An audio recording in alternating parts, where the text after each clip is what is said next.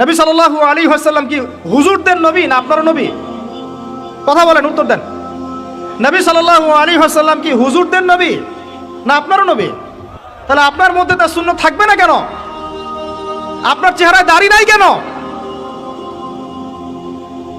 আপনার প্যান্টটা টাকনুর নিচে কেন?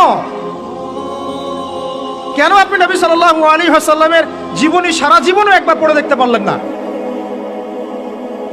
নবী সাল্লাল্লাহু আলাইহি ওয়াসাল্লাম 23 বছর আপনার আমার জন্য কষ্ট করেছেন, মানুষের মার খেয়েছেন, গাল খেয়েছেন, তাকে 15 বার হত্যা করার চেষ্টা করা হয়েছে, তাকে দেশ থেকে বের করে দেওয়া হয়েছে, গলায় দড়ি পেঁচিয়ে টান দেওয়া হয়েছে, পিঠের মধ্যে উঠে নাড়ি ভুড়ি চাপানো হয়েছে, দাঁত দাঁত ঘুষি মেরে দাঁত ফেলে দেওয়া হয়েছে, মাথা ফাটিয়ে দেওয়া হয়েছে, পা ভেঙে দেওয়া হয়েছে। তাদের জন্য, তার জন্যে। তা আপনি আমি কেন তার জীবনী পড়ে দেখলাম না কখনো? কেন আপনার চেহারায় দাড়ি থাকবে না, আমার চেহারা দাড়ি থাকবে না? কেন আমাদের প্যান্ট টাকনুর নিচে উপরে থাকবে না? কেন আমাদের কথাবার্তা, চাল চলন, খাওয়া দাওয়া, ইস্তেঞ্জা করা, নামাজ পড়া, প্রতিটা অ্যাক্টিভিটি সুন্নাহ মাফিক কেন হবে না? এটা আপনাকে হুজুরকে শেখাতে হবে কেন?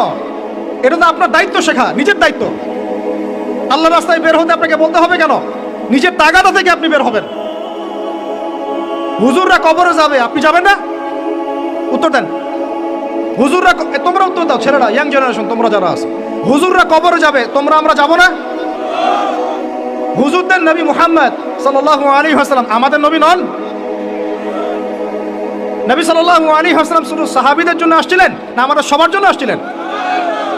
নবী সাল্লাল্লাহু আলাইহি ওয়াসাল্লাম সারা জীবনে যে কষ্টগুলো স্বীকার করেছেন তা নিজের জন্য না আমাদের জন্য? কিয়ামতের মাঠে তার সুপারিশ ছাড়া আপনি পার পাবেন? তাহলে আপনাকে সুন্নত কেন শেখাতে হবে? কেন আপনাকে মেসি নেইমারের হিস্ট্রি পড়াতে হয় না? আপনি তো নিজেই জানেন। কেন আপনাকে এই নায়ক নায়িকাদের হিস্ট্রি পড়াতে হয় না? আপনি নিজেই জানেন, খোঁজ খবর নেন। কিন্তু মুহাম্মদ সাল্লাল্লাহু আলাইহি ওয়াসাল্লাম সম্পর্কে এত গাফেল কেন? সুন্নত না জানলে বেদাত চিনবেন কিভাবে? সুন্নত চিনলে পরে তো বেদাত চেনা যাবে। এগুলো সুন্নত, এগুলোর বাইরের গুলো বেদাত। তখন তো বেদাতের আলাদা করে সংজ্ঞা আপনাকে শেখাতেই হয় না।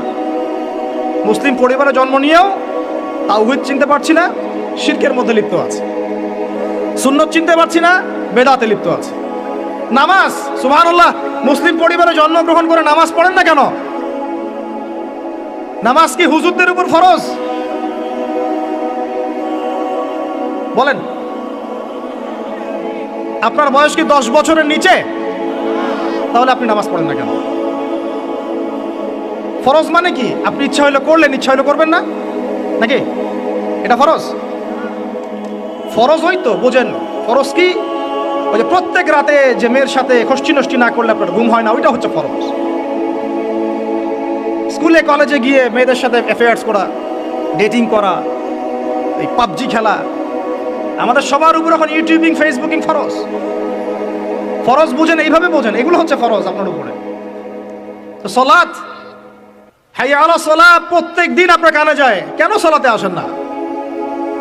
হাইয়া আলাল ফালাহ আপনার আমার কানে যায়, কেন সালাতে আসেন না? কখন সালাতে আসবেন? ছোট ভাইরা কখন সালাতে আসবেন? যখন আপনার বয়স হবে 50,